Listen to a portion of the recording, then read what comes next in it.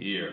This has been a long time coming. I've done similar versions of this sort of podcast. I've tried different ways to do this, different ways to get the information out. This is actually a soft relaunch of a podcast that we started earlier this year called Wrapped. Tentatively titled after my book, Wrapped in Skin. I'm not sure why we didn't call it Wrapped in Skin. We called it Wrapped instead. I think we thought it would be a little easier for people to digest this at one word, wrapped. But relaunch, we call it Wrapped in Skin. My name is Justin Jamar Groom. Some of you may know me by Justin Jamar only for a multitude of reasons. One is I used to do some acting back in the day. You know, I got my Denzel on occasionally. I tried to. And I cut my last name off and just went by Justin Jamar. I had a phase where I went through where, not really a phase, I mean, it's still relevant to me right now, where I realized, and this was as a young man, I realized, man, somebody gave me my name. Somebody who owned me gave me my name. Obviously didn't own me literally, but owned someone in my lineage and my heritage. So I decided that I would either drop that last name or create a new last name.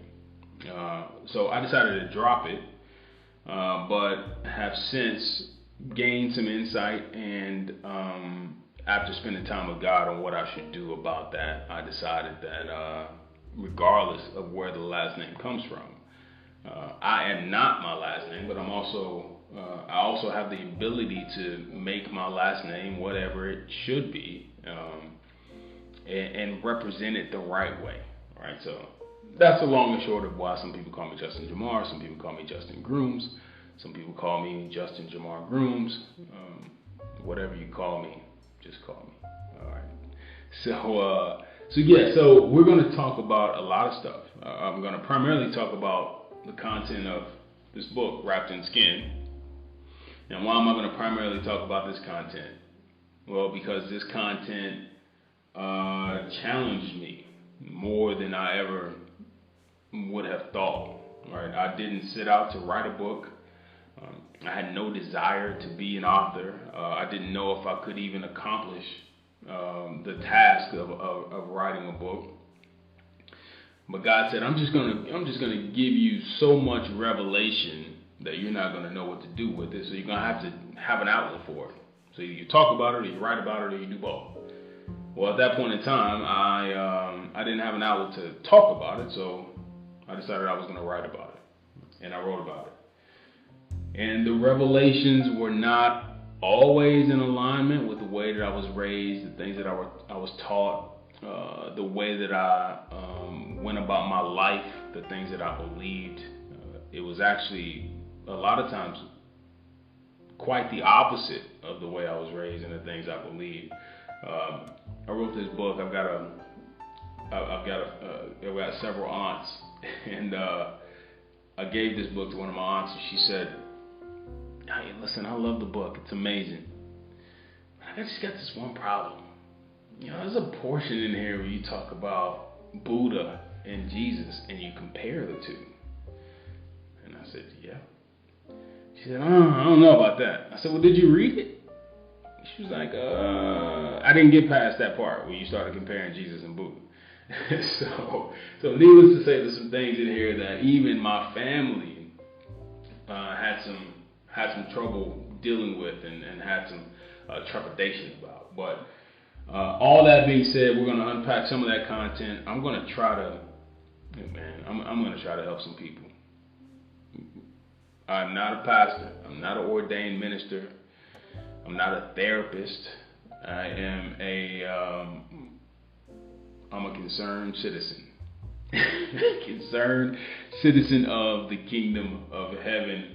And I am an intellectual. I'm inquisitive. I like thought-provoking conversations. I like to be challenged. I like to challenge people. I think iron sharpens iron. I think if I put this podcast out and I don't get a whole bunch of people in comments disagreeing with me, calling me everything but a child of God, then I haven't done it right. So if you are one of those people, thank you. And hey, go and start now, because the more ammunition you give me, the better, right? And not in a disrespectful way. It's just I appreciate back and forth and banter. And again, as long as we keep this a community where people can have conversations and discussions and not be attacked for their viewpoints. If you're a person who can't express your views without attacking someone else's views, first of all, this probably won't be the channel for you. But there's also, I think there's something flawed in that, right? I think you should be able to express yourself without trying to discredit someone. There's a saying that if you want to build the tallest building, you've got two options or two ways of doing that. You can either build the tallest building, or you can tear down every building around you so that by default your building is the tallest. And I feel like a lot of us do the latter, right? We want to tear other people's buildings down instead of building ours up. So we're not here to tear anybody down, but we are here to challenge and have intellectual and thought-provoking conversations, right? Now, what's been on my mind over the past couple of days as I've been thinking about this podcast and what I wanted to talk about was this idea of righteousness. How do we attain righteousness? What is righteousness? So righteousness simply is being in right standing. Okay, now we can say you be in right standing with your friend, you're a righteous friend, or right standing with your business, you're a righteous business owner, right standing with your customer base, you're a righteous business owner, you're a righteous friend, whatever it may be. But it's just being in right standing. And when we talk about our relationship with God, it is how do I get in right standing with God? Now, religion will give you all these rules and laws and things that you need to do to get in right standing with God, and I'm not here to poo-poo religion at all. I was born and raised in a traditional Southern Baptist household with a mom who was adamant about going to church, and I still am to this day. Go to church every Sunday, or every chance I get. Most Sundays, if I miss a Sunday, there's a reason why I missed it.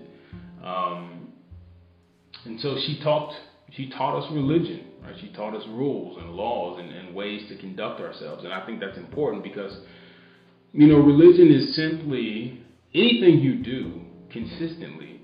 We say that you're doing it religiously, right?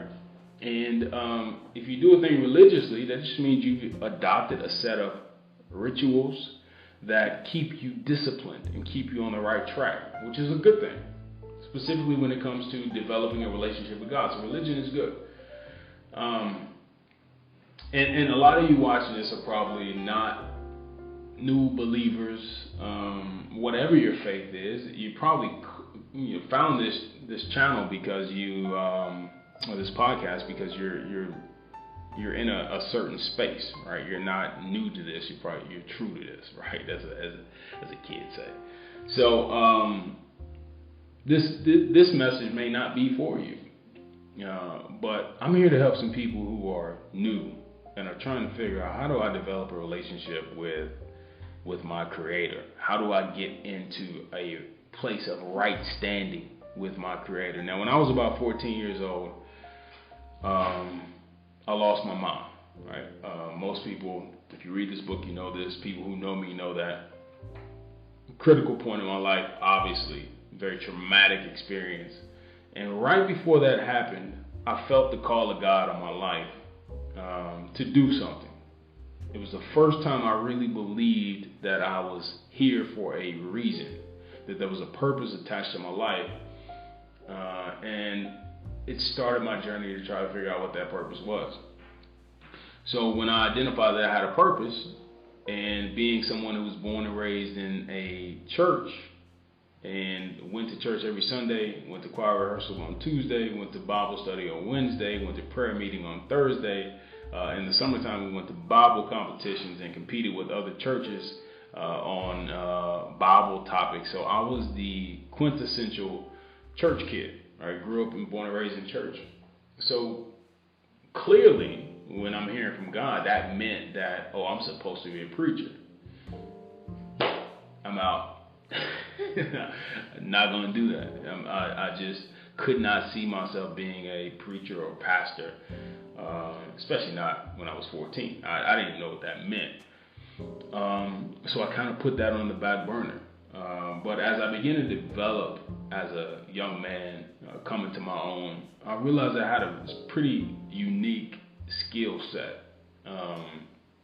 And that skill set was taking lofty or high level information or content and being able to disseminate that message to people in a way that was digestible.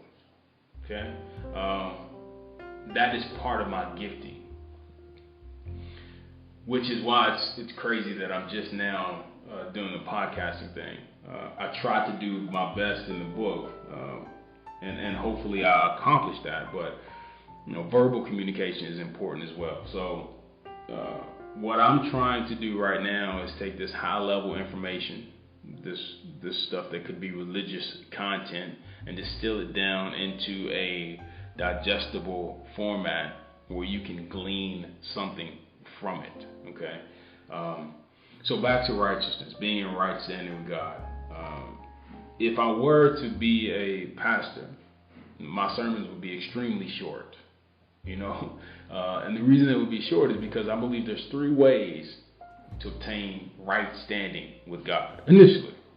Now you can layer on top of this all the different things and elements of being in a relationship with God, just like you are in a relationship with anyone. There's more than 3 things you need to do to get to have that relationship become solidified and grow and advance and evolve. But initially, as it pertains to God, there are 3 things I believe.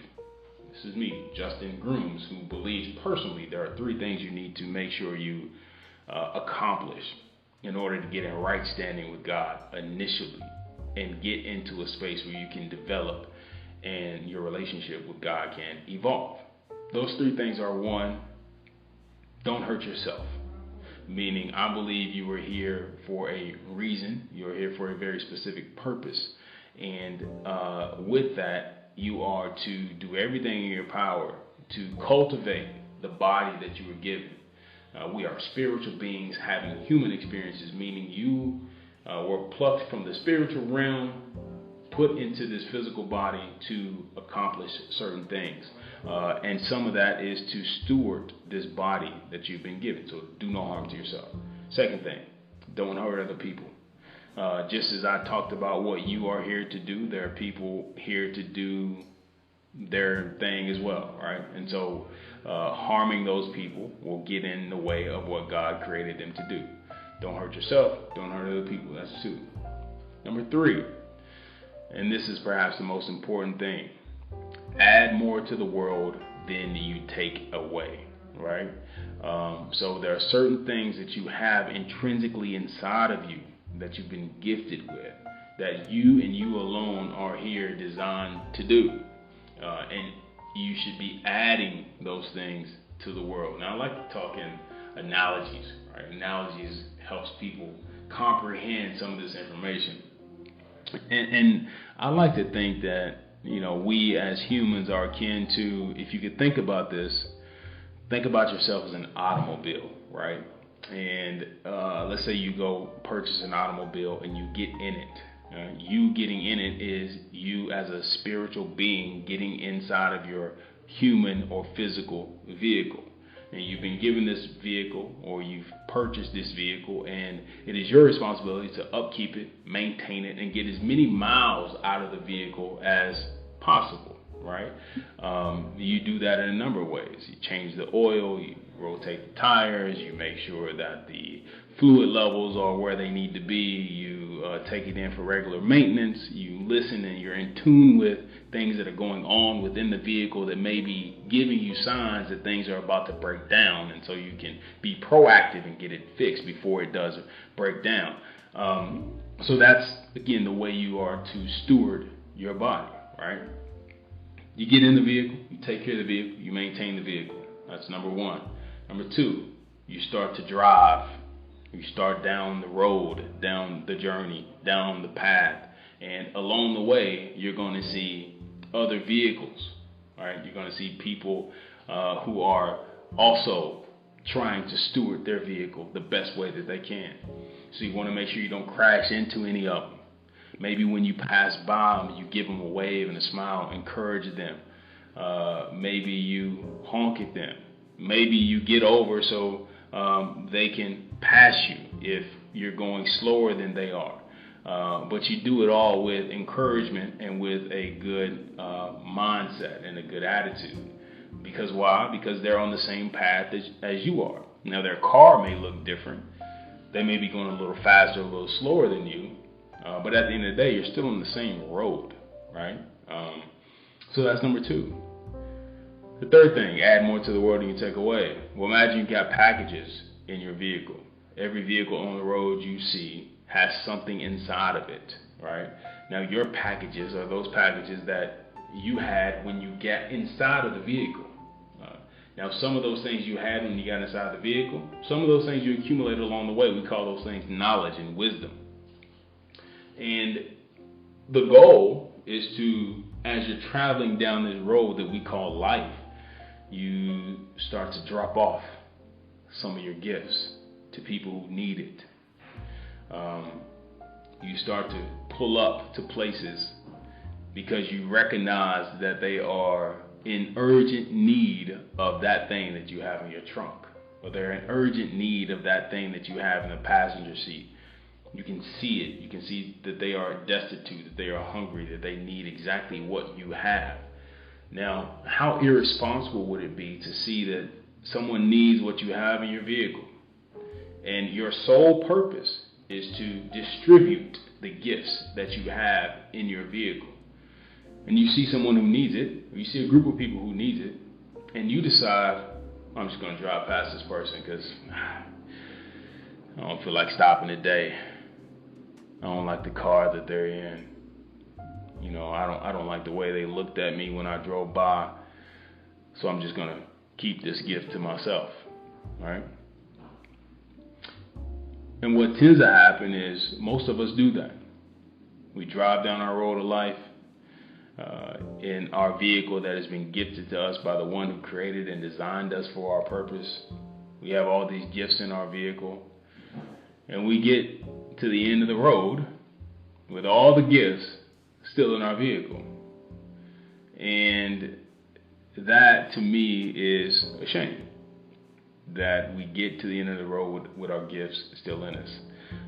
So as much as I'd like to say that those 3 things, they seem simple, right? When I read them off initially, they seem simple. Seem like something that we could get behind and easily do. But as you see, if you think about this, most people don't do it. Most people don't steward themselves. They don't steward their body. They don't take care of their vehicle, right? They don't even recognize that they're inside of a vehicle, right? A fundamental shift in perspective happened when I wrote this book.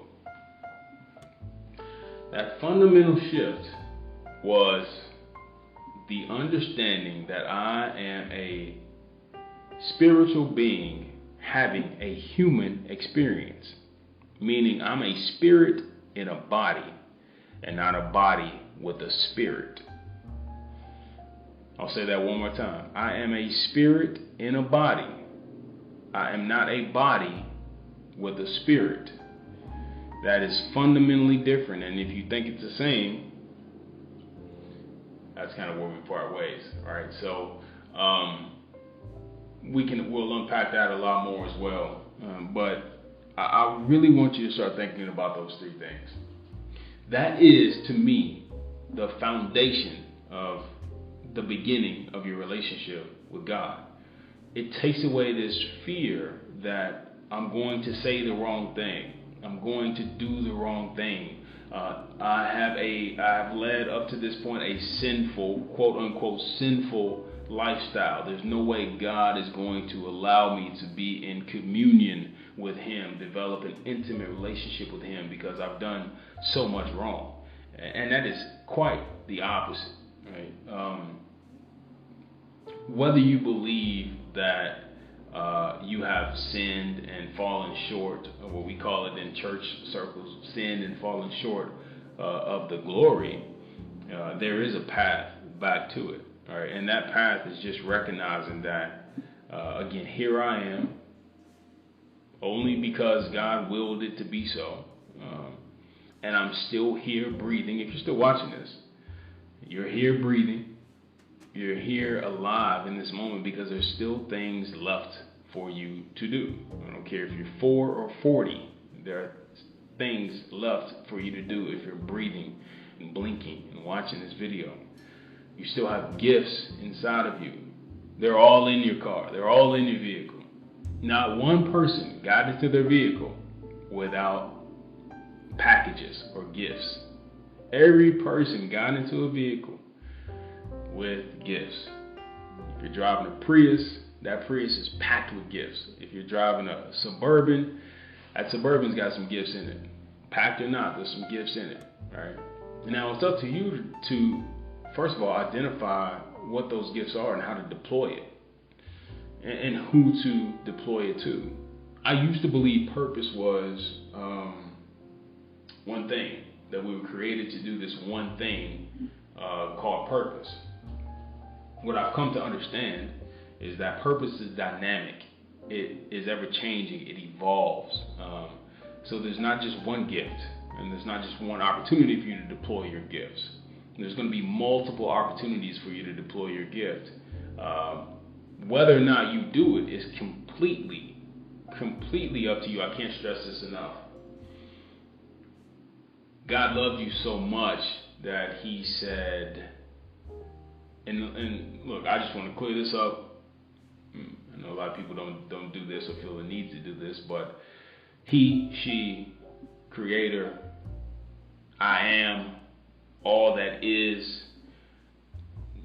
If we have discourse about pronouns as it pertains to the Creator of the universe, it is a ridiculous conversation to have over what is the correct pronoun. That just shows us our inability to comprehend the magnificence and magnitude of God, that we try to debate over whether or not He's a man or a woman, or he or she or it, or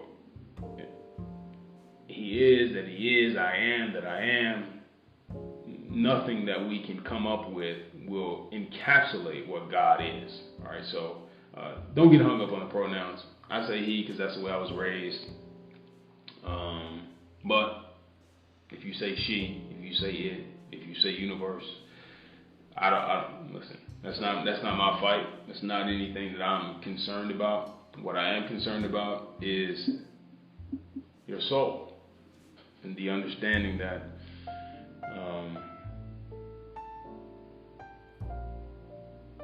you are and you exist on purpose. No accident. There is a reason that you exist. I'm going to find out really quickly who this community is, who wants to hear more about this, who wants to dive deeper into some of these topics. And I'm gonna do my best to unpack them the best way I can. Hopefully I can have some engaging conversations with people. But if not, I'll keep coming and talking about the revelations I experience, because I get them quite often. And if I could leave you with one thing, for this time, while you are wrapped in the skin, you will be the greatest version of yourself and the greatest representation of God, even if you don't believe that to be true currently. I am prayerful and hopeful that you will start to believe it. You will start to develop a relationship with God that's meaningful. You will start to ask questions of the one who created you, and you will get in your vehicle with confidence. You will cultivate your packages, your gifts. You will start to distribute those gifts where you see the need, and you'll continue to do that for the rest of your life until your journey ends. Look, I've been Justin Grooms, and I'm going to continue again to talk to you about some of these things. Please feel free to message me. My social media will be somewhere, wherever I post this podcast. I'll give you all my links. And comment, share the video. let's talk more about it. This is one of many. It's a rough start to this. It's rudimentary right now, but I kind of like it this way.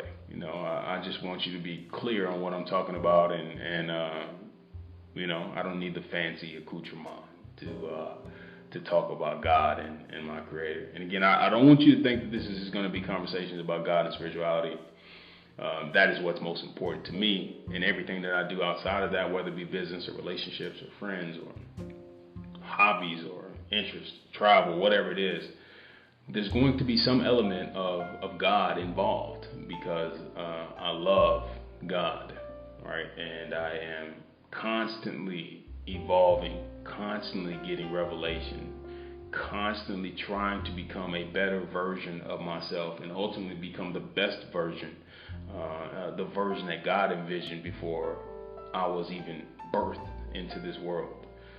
And I hope that's the same for you. So we'll continue to talk. This is Wrapped in Skin. I'm Justin Grooms. We'll talk soon.